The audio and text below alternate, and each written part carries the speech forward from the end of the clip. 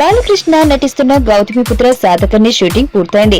ఇప్పుడు post production పనుల్లో unit బిజీగా ఉంది. ఇప్పటికే విడుదలైన ఈ సినిమా ట్రైలర్ ఎంత సంచలనం రేకెత్తించిందో తెలిసిందే. అయితే ఈ సినిమా గురించి ఓ సంచలన వార్త ఇండస్ట్రీలో చక్కర్లు కొడుతుంది. అదేంటంటే ఈ నెల 26న విడుదలవనున్న ఈ సినిమా పాటలు బాలీవుడ్ సినిమా నుంచి కాపీ కొట్టారని, మరియు ఆ సినిమా బాజీరావ్ మస్తానీ అని రూమర్స్ వినిపిస్తున్నాయి.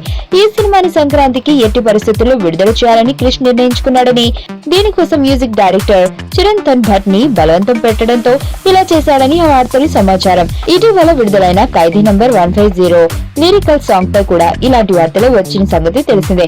అయితే దీనిపై డైరెక్టర్ మరియు నిర్మాతలు ఎలా స్పందిస్తారో చూడాల్సిందే.